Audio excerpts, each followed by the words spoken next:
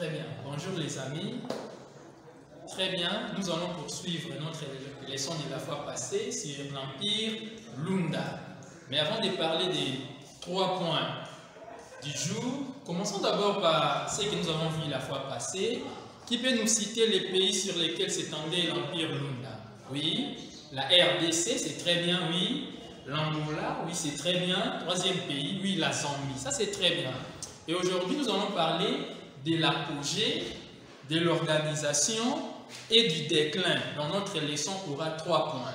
Premièrement, nous allons parler de l'apogée. Deuxièmement, nous allons parler de l'organisation. Et enfin, nous allons parler du déclin.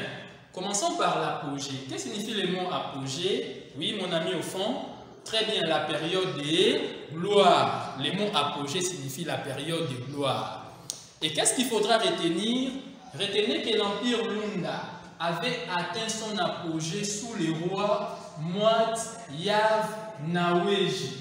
Je répète, l'Empire Lunda avait atteint son apogée sous les rois Mwat Yav Naweji au XVIIIe siècle, grâce premièrement aux conquêtes qui lui ont permis d'agrandir l'Empire. Ça, c'est les tout premiers éléments qui attestent, qui prouvent l'apogée du royaume, de l'Empire Lunda. Je parle des conquêtes qui avaient permis au roi d'étendre son empire. Deuxième élément, c'était grâce à une bonne organisation politique et administrative. Et enfin, c'était grâce à l'agriculture et au commerce. Ce sont là les points importants à retenir par rapport à l'apogée de l'Empire Lunda. Parlons rapidement de l'organisation. Commençons par l'organisation politique. Les tout premiers points à retenir, les tout premiers éléments à retenir par rapport à l'organisation politique, retenez que la succession au trône était patrilinéaire. Au sein de l'Empire Lunda, la succession au trône était comment? Patrilinéaire. Et retenez également que le roi portait les titres de Mwat Yav. Tous les rois Lunda portaient les titres de Mwat Yav. Et retenez également que les provinces de l'Empire Lunda étaient dirigées par des Kazembe. Les dirigeants des provinces, on les appelait comment? Les Kazembe. Les Kazembe sont les dirigeants des provinces. Et retenez également que les districts étaient dirigés par les Chilol. Les districts étaient dirigés par les Chilol. Et les Chilol étaient chargés de collecter les impôts pour les rois. Ceux qui étaient chargés de collecter les impôts pour les rois étaient appelés comment? Les Chilol. Et les territoires Lunda étaient dirigés par des Mbaye. Ceux qui dirigeaient les territoires étaient appelés les Mbaye.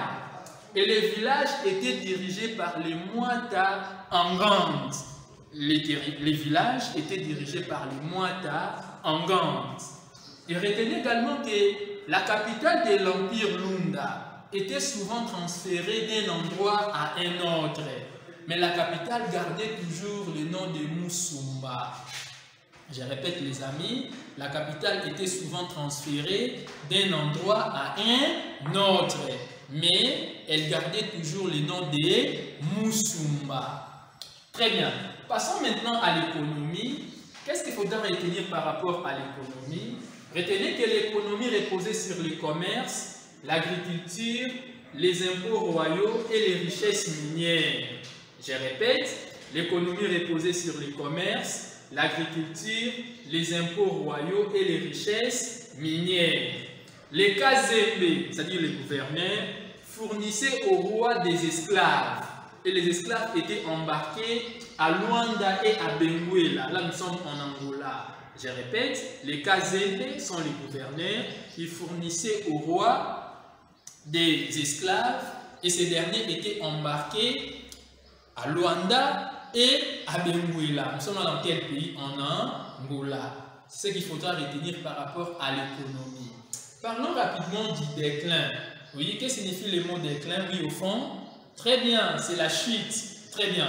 Retenez que le déclin de l'Empire Lunda intervint entre 1840 et 1852. suite aux attaques des Tchokwe et des Bayeke. Ce sont les attaques des Tchokwe et des Bayeke qui avaient conduit la chute de l'empire Lunda. Et les Tchokwe et les Bayeke étaient dirigés par les chefs Mtiri. Ils étaient dirigés par les chefs Mtiri. Alors qu'ils attaquaient l'empire Lunda entre 1840 et 1852, l'empire Lunda était dirigé par le roi Mwat Yav Naweji II. Quand les Tchokwe ont attaqué l'empire Lunda entre 1840 et 1852, cet empire était dirigé par le roi Mwat Yav Naweji II.